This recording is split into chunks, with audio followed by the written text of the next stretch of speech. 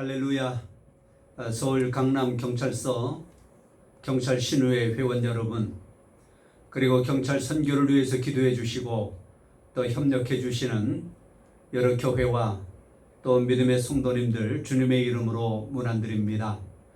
코로나19 사태로 인해서 아직 강남경찰서 교회 예배는 현장 예배를 드리지 못하고 있습니다. 그래서 계속 영상 설교를 제작하여 보내드리고 있고요.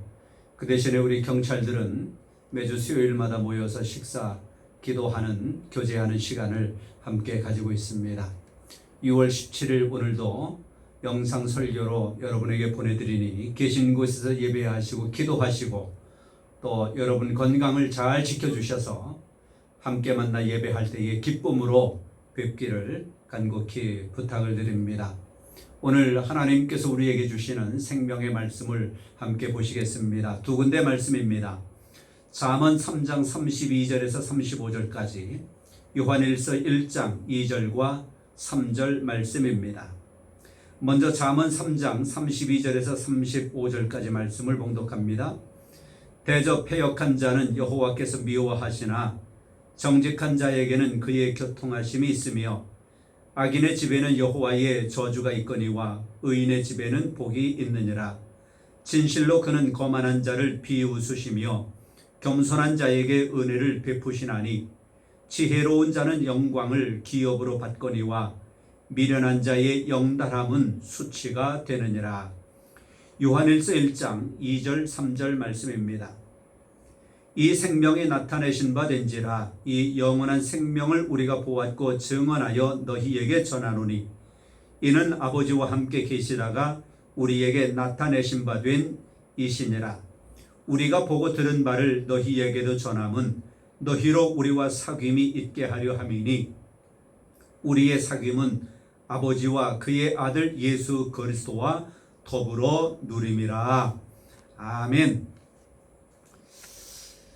지난 여러 설교에서 저는 영상 설교를 보내드릴 때에 영에 대한 말씀을 드려왔고, 그 다음에는 생명에 관한 말씀을 시리즈로 계속 드려왔습니다. 오늘 우리가 받을 말씀도 생명에 관한 말씀인데, 오늘은 특별히 생명의 교통에 대하여 말씀을 받고자 합니다. 성경의 교통이라고 하는 단어는 단 2번밖에 기록이 안 되어져 있습니다. 오늘 본문 잠언의 말씀과 그리고 고린도후서 3장 13장 13절에 교통이라고 하는 단어가 나오고, 그 대신에 그와 비슷한 사귐, 교제라고 하는 단어가 성경에 많이 기록되어져 있습니다.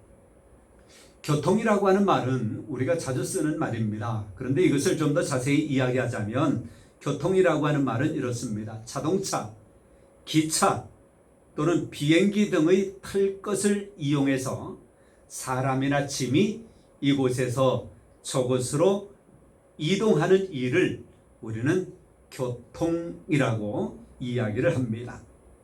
이 교통을 신앙 안으로 가져와서 생명의 교통이라고 말할 때에 이 말은 하나님의 생명이 우리 안에 옮겨지고, 그리고 우리 안에 있는 하나님의 생명이 또 다른 사람에게로 옮겨지는, 이동되어지는 것을 이야기한다 할 수 있습니다.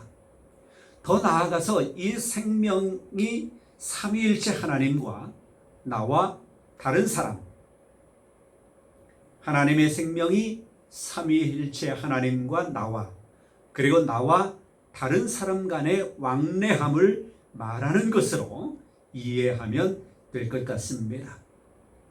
그런데 이 생명은 두 방면으로 나뉘어집니다. 하나는 수직적인 면과 수평적인 면인데요, 우리가 십자가를 보면 좀 더 이해가 되지 않을까 싶습니다. 위에서 아래로 내려온 이 수직적인 면, 이것은 삼위일체 하나님과 나와의 관계, 그리고 팔을 벌린 것처럼 양쪽으로 나 있는 수평적인 면은 모든 믿는 자들 간의 교통, 모든 믿는 자들 간의 관계라고 말할 수 있을 것입니다.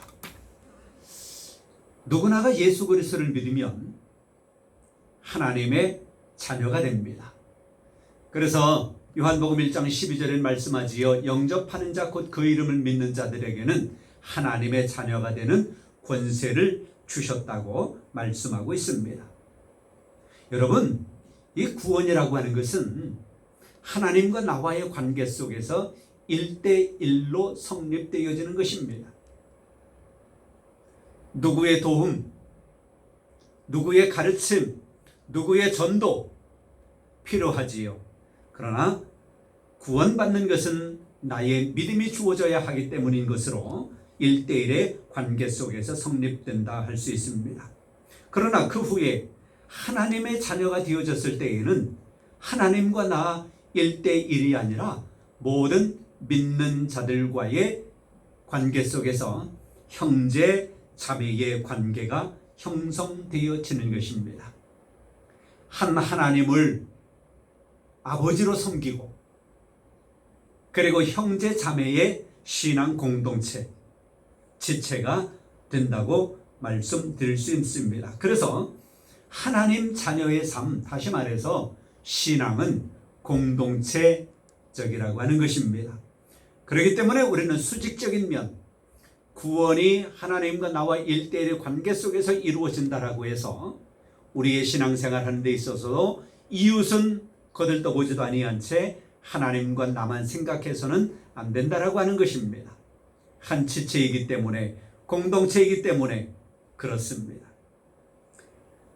그런데 이렇게 하나님과의 교통과 다른 믿는 사람들과의 교통, 이것을 성경은 아주 중요시 이야기하는데, 모든 그리스도인들은 모퉁이 돌 대신 예수 그리스도를 중심하여 상합하고 연락하여 함께 살아나야 한다라고 하는 것을 성경은 말씀하고 있습니다.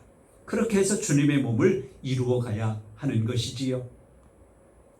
그러기 위해서는 이 생명의 교통은 계속 유지되어져야 하는 것입니다. 하나님과 모든 믿는 이들과의 생명의 관계는 깨질 수가 없고 무조건적입니다.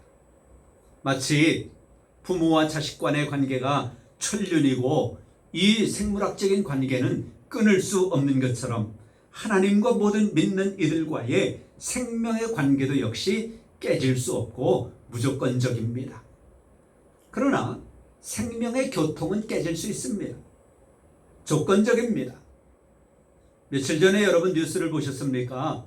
2살 때 우리나라에서 미국으로 입양 간 여성이 36년 만에 부모를 찾겠다고 우리나라로 왔습니다. 그 부모와 자식 간의 그 생명의 관계는 끊어질 수가 없습니다. 깨질 수가 없습니다. 그런데 생명의 교통의 관계는 36년 동안 끊어져 있었지요. 깨져 있었습니다. 하나님과의 관계도 마찬가지입니다. 그래서 이 하나님과의 교통과 다른 믿는 이들과의 교통, 이것이 깨어졌을 때 어떻게 해야 되느냐? 그것을 회복해야 되겠지요. 죄와 허물로 말미암아 하나님과의 교통이 깨어졌을 때에 죄와 허물을 해결해야 하는 것입니다. 하나님과 다른 이들 간의 생명의 교통이 깨지지 아니하도록 해야 할 것이고, 수직적인 면과 수평적인 면에서 우리는 화목하게 살아가야 할 것입니다. 예수님도 말씀하셨습니다. 하나님을 사랑하는 것과 내 이웃을 내 몸과 같이 사랑하는 것, 율법의 강령이라고 말씀하시지요. 그 관계가 바로 생명의 교통 가운데서 이루어져야 할 것입니다. 그리고 또한 이것은 우리가 신앙생활에 나아가는 동안 우리의 육의 생명이 다하는 그날까지 이 생명의 교통은 계속 유지되어져 나아가야 하는 것입니다. 그럴 때 우리는 거룩한 생명과 또한 영의 기쁨으로 충만한 삶을 살아가게 되어질 것입니다. 그러기 위해서 우리가 지켜야 할 것들이 있습니다. 그것이 바로 잠언 3장에 기록되어져 있는 것인데요. 패역과 정직을 비교했고요, 악인과 의인을 비교했고, 거만함과 겸손함을 비교했습니다. 그리고 지혜와 미련을 비교했습니다. 하나님과의 교통과 다른 이들과의 아름다운 교통을 위해서 패역함과 악인과 거만함과 미련을 버리고 반대로 정직과 의로움과 겸손과 지혜를 가지고 살아가야 하는 것입니다. 그럴 때 하나님과의 교통, 모든 믿는 이들과의 생명의 교통은 아름답게 이루어져서 우리의 신앙은 더욱더 아름답고 복되고 그리고 모든 사람들에게 하나님을 표현하는 삶을 살아가게 되어질 것입니다. 이것이 하나님께 대한 우리의 돌려야 할 영광이요, 이것이 우리의 진정한 행복인 것입니다. 여러분들이 하나님과의 생명의 교통, 다른 이들과의 관계 속에서의 생명의 교통이 더 확실해지시기를 바라고요. 그 관계가, 그 교통이 계속해서 진행형으로 유지되어져 나아갈 수 있기를 주님의 이름으로 축원합니다. 여러분 건강하십시오. 여러분들을 사랑합니다. 성부와 성자와 성령의 이름으로 여러분 모두를 축복합니다. 아멘.